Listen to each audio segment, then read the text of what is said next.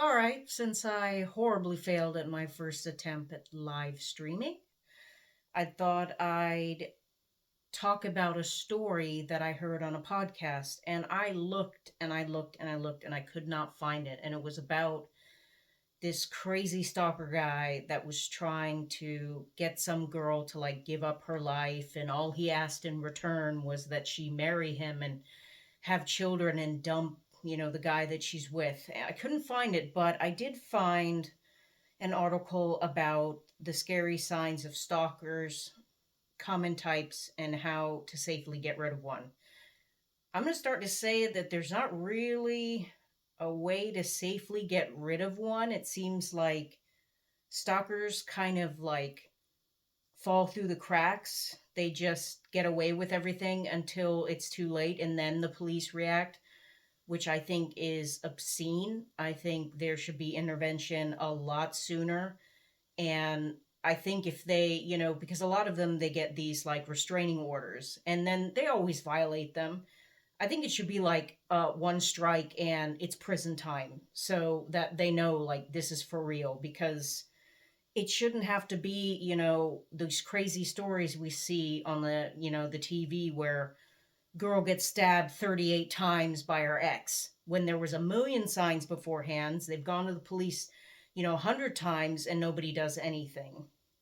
But I found this article quite interesting, and it has different types of stalkers, which they said the first one is a public figure stalker. So, like, somebody that's like famous, which we all know, like John Lennon, people do get actually murdered by their stalkers. The second one is a private stranger stalker. So this could be some dude or woman, women can be stalkers too, that just sees you randomly out and about and just decides to stalk you.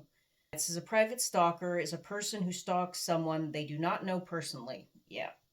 This type of stalking can be just as dangerous as stalking by an acquaintance or ex partner, but it can be more difficult to identify and stop. Yeah, which is true, because if you don't know this person, then anyone could be sending you chocolates or letters in the mail or, blowing up your phone. The third one is the acquaintance stalker. The acquaintance stalker follows someone they have a slight connection with but do not know well. This could be a coworker, classmate, family member, neighbor, or someone else in their life. Acquaintance stalkers are one of the groups with the lowest risk of violence, only 50%. Notice how it says only 50%, and that's considered low.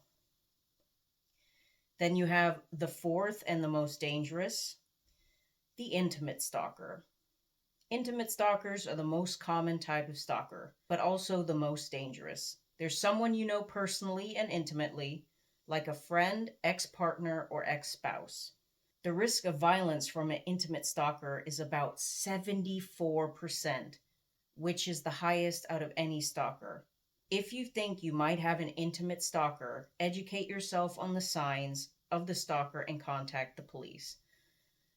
Like I said, this is where we have the problem.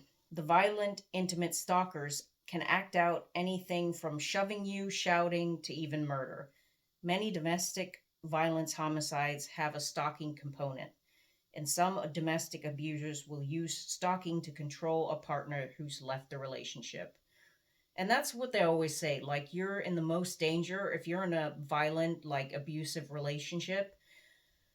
When you finally decided to like take leave, like you're going, that's the most dangerous time for you. Just so you know, in case someone out here sees this, have an exit route planned out. Have, hopefully you'll have people that are there to support you and help you get out of the relationship.